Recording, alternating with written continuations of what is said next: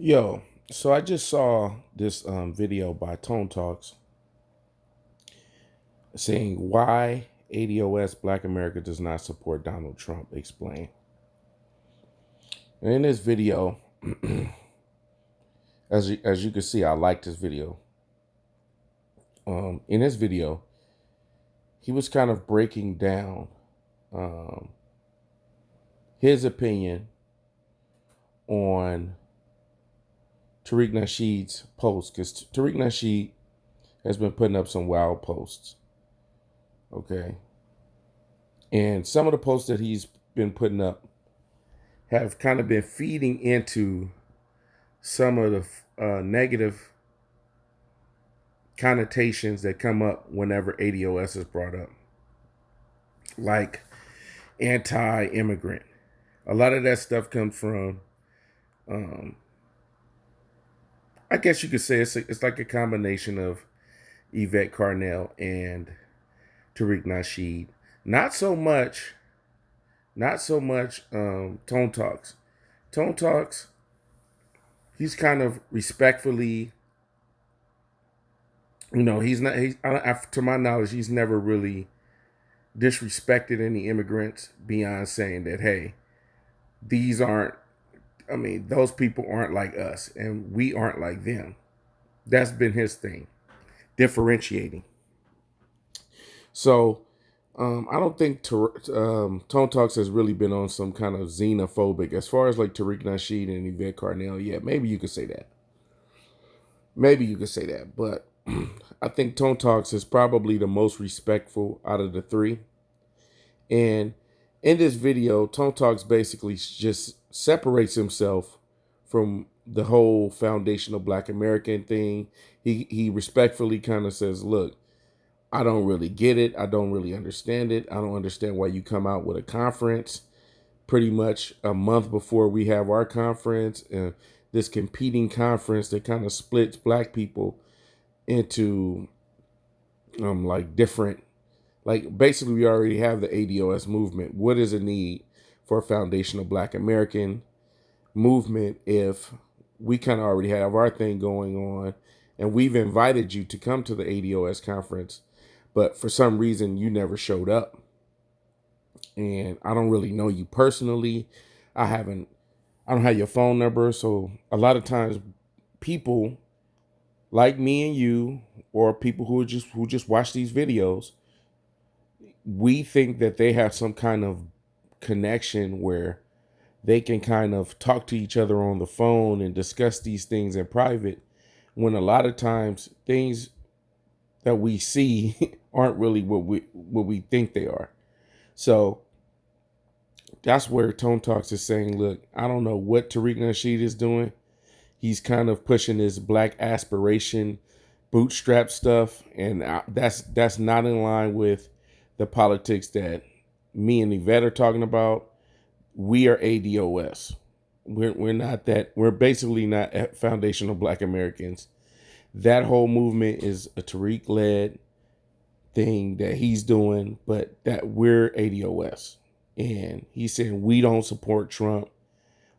We see what Trump is doing. Trump is basically doing a different thing, the same thing that Nixon did, where he was kind of gilding the ghetto, trying to, yes, Black capitalism, that whole thing that Nixon was trying to push, or Reagan. And he was saying that we shouldn't fall for it. And even Professor Black Truth had put out a tweet that he's not falling for it either. He sees right through Donald Trump. It's a bunch of vague crap. In about like 4 days, or within the next week, Trump is going to go inside with Comcast in this whole 1866 Civil Rights Act. So you don't want to praise somebody like Trump because he's sitting up here saying, doing all of this talking like, oh, I'm going to do this for the Black community, I'm going to do that for the Black community, when pretty much there's a lot of politicians, both on both sides, who kind of do this whole pandering thing where, oh, I'm going to create this thing right here, which is for specifically for Black Americans. I think Yvette Carnell had put up something that Pete Buttigieg or whatever that guy's name is, who says that blacks are too homophobic to vote for him. Um, she put up something where he's talking about the Douglas plan, and the Douglas plan was pretty much this thing that was specifically aimed at Black Americans that was going to give them benefits. And she was saying that, so what, these politicians all kind of do that thing where they're trying to pander to us to get our votes. What's the whole point of kind of praising Trump or looking like you're praising Trump or giving Trump any kind of props when this dude is about to set us back like 200 something odd years, 300 something odd years. So, by him putting out that tweet, they're conflating everything that the ADOS do. They're conflating everything that Tariq does, and they're saying that's just one big movement. This is something that a lot of Pan-Africans don't really get. They don't understand that there is disagreements among ADOS. Like, the only thing I disagree with this video that Tone made was that he was saying that, yes, blacks vote Democrat 90% of the time, and they owe us. And the thing is, I kind of disagree with that because Democrats know that black people are going to vote for them no matter what. And I think that's what Tariq was trying to say with his original tweet, was that Democrats already expect us to vote for him. Vote for them. And they know that Obama really got away with never ever giving anything to the black community because the black community never demanded anything other than symbolism. So I think that's what Tariq was trying to say, but I don't know. I think things could kind of get misconstrued by the dominant society because a lot of people in the dominant society, they were quoting Tariq's tweet and said, wow, I actually agree with Tariq for once. Wow, a lot of right-wing supremacists was taking his tweet and they were complimenting it, and they were like, wow. You could just go, put his tweet in the search bar and see the responses. He has so many white supremacists like, yeah, man, Tariq, I actually like what you're talking about. So this is where Tone Talks is like, no. Because what you do and what I do, everything's get thrown in the same pot. I got to kind of separate myself, unfortunately. So a lot of Tariq fans are kind of the pom-pom wavers are like, oh no, he's jealous. He's jealous because Tariq is trying to do something and he's insecure that he's going to throw some. So there's all these kind of different conferences. Why can't see, the thing is, if you've been working on something, Tone Talks has been working on this whole ADOS, and Yvette Carnell has been working on this ADOS thing for over a decade. And I would say that they're a little bit more politically aware. They know a little bit more about politics than, say, Tariq Nasheed. Tariq Nasheed is a guy that's very knowledgeable about history, and he's surrounded himself around a lot of scholars who kind of gave him a lot of good game.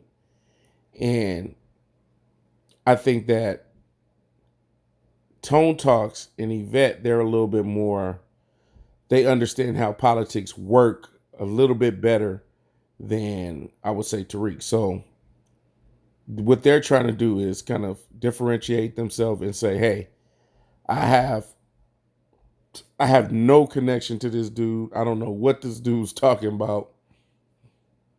He's kind of, I don't know what he's talking about. So by them doing that, that's kind of, I think that's a good thing, because that's letting people know that you can't just put us in the same box. We all have our own different things. And something that you see Tariq Nasheed do, like put out a tweet of a Nigerian or African guy that's from the continent getting beat up by a so-called ADOS. Hey, look, man, I'm not with that. A lot of people saw that and was like, I'm not with that. And then he put out another tweet where he's like, yeah, this Caribbean immigrant murdered her. Like, it sounded similar to what Donald Trump would say when a Mexican, let's just say, kills a white person. Both of them are non-black, but Trump will try to make it seem as if the Mexicans that are out here are just out here with a thirst to just kill white people. So, and they're just coming over here like Pablo Escobar and El Chapo. They're just selling drugs left and right. So it's kind of like the same narrative, but unfortunately, you're using the white supremacist narrative against somebody that is diasporic.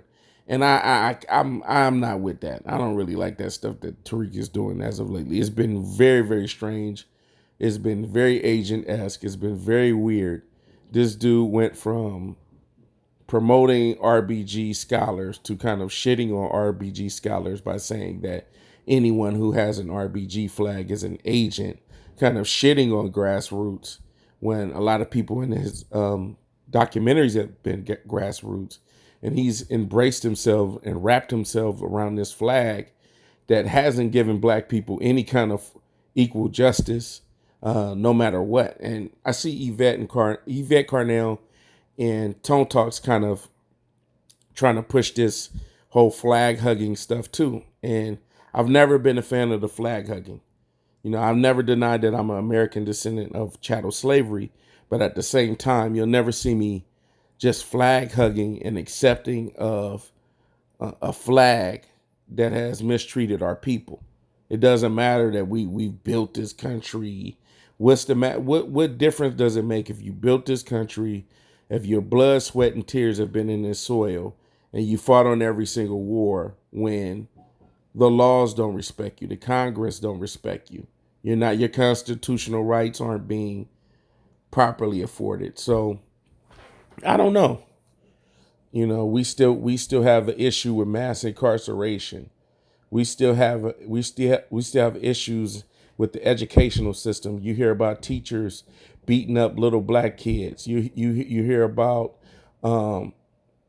black adults who are coming out of college with student loans and not able to get proper jobs in different fields because they don't have the connections that white students do. And not only that, just your name, just based on your name, if something you can't control, it shows that a lot of times that if you have an African American name, you're going to be discriminated against. So these things are, the whole black American experience is very complicated. But I think we need to be careful to not get so enmeshed with this whole, man, America first. I'm with America. I'm America first. I'm so enmeshed in this ideology or this lineage that I have to mistreat somebody who is from another culture that happens to be black. I mean, we always should recognize that we live under a system of white supremacy, and your focus should always be on the white supremacists. Why do the Africans have this type of ideology towards African Americans? Is it something that they're putting on the television in Africa? Who owns those networks that kind of show us in a bad light? What are some of these media corporations who own these different websites? How are they showing us? And a lot of times, it is different black immigrant groups that come to America and try to show us in a bad light. If there is that, the guy Q from World Star and these different media outlets that are trying to show black Americans in a bad light. It is some groups that are non-black American. I mean, that are non-American blacks. But at the same time, we got to always focus that the white supremacists is who we should be focused on. We should never get to a point where we start hating brothers that are from Nigeria or hating brothers that come from the continent. So I think it's very important that we have more people kind of come out and speak out against the bullshit, man, because I'm seeing it. It's becoming more and more apparent, but I wanted to make this video to say, hey, man, I appreciate what Tone Talks is doing.